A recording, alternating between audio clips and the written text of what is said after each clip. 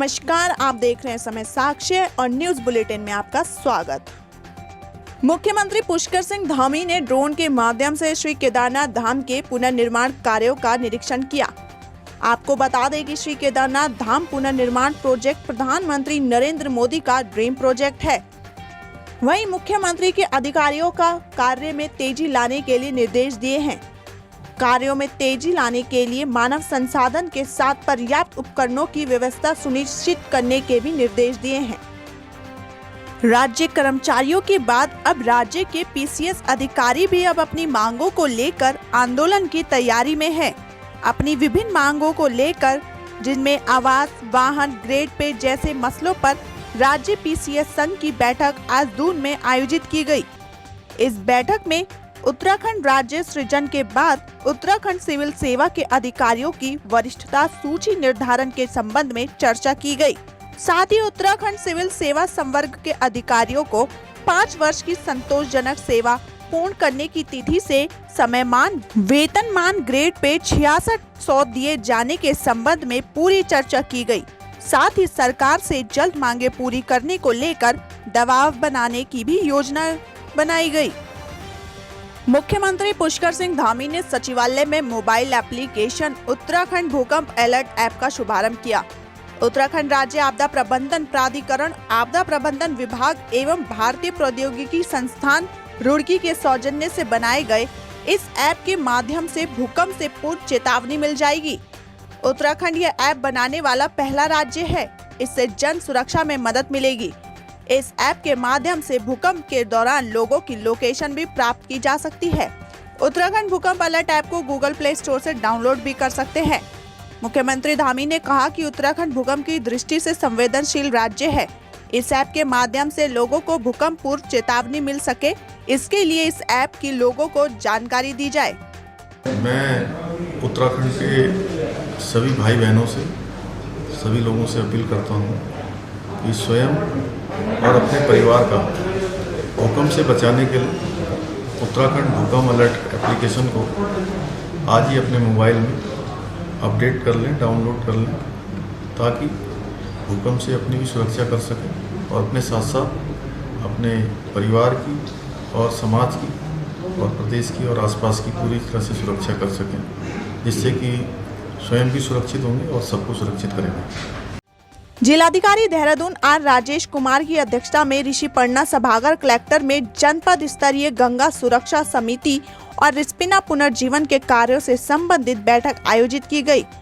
वहीं गंगा सुरक्षा समिति के कार्यों की समीक्षा करते हुए जिलाधिकारी ने ऋषिकेश में गंगा सुरक्षा कार्यों से जुड़े विभागों से कार्यों की प्रगति का विवरण लेते हुए सभी विभागों को निर्माण कार्यों और सौंदर्यीकरण के कार्यों में तेजी लाने के निर्देश दिए।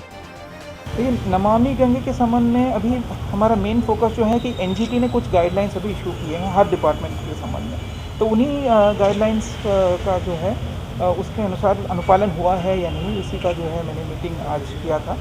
और कुछ प्रोजेक्ट्स जैसे वनीकरण के प्रोजेक्ट्स हैं, एमडीडीए से एक आध प्रोजेक्ट्स आए हैं, इस पे भी जो है हम लोगों ने चर्चा की थी और ये प्रोजेक्ट जो है हम शासन को भेज के उसमें सहमति और स्वीकृति प्राप्त कर ली। कैबिनेट मंत्री गणेश जोशी ने मंगलवार को मसूरी में भाजपा युवा मोर्चा द्वारा आयोजित चीयर्स फॉर इंडिया कार्यक्रम में प्रतिभाग किया। टोक्यो ओलंपिक में भारतीय टीम के बेहतरीन प्रदर्शन पर उनका उत्साह बढ़ाने के लिए मसूरी मंडल भाजपा युवा मोर्चा द्वारा मसूरी में क्रॉस कंट्री दौड़ प्रतियोगिता आयोजित की गई। कैबिनेट मंत्री एवं युवा मोर्चा राष्ट्रीय उपाध्यक्ष द्वारा विजेता प्रतिभागियों को मेडल व प्रमाण पत्र देकर सम्मानित किया। कैबिनेट मंत्री ने बताया, टोक्यो ओलंपिक में भारतीय टीम का प्रोत्साहन बढ़ाने के लिए पूरे देश के अंदर भाजपा युवा मोर्चा द्वारा चीयर्स फॉर इंडिया कार्यक्रम आयोजित कर रही है। उन्होंने कहा कि खेलने से तन और मन स्वस्थ रहता है, इसीलिए हर व्यक्ति को कम से कम एक खेल रोजाना खेलना चाहिए।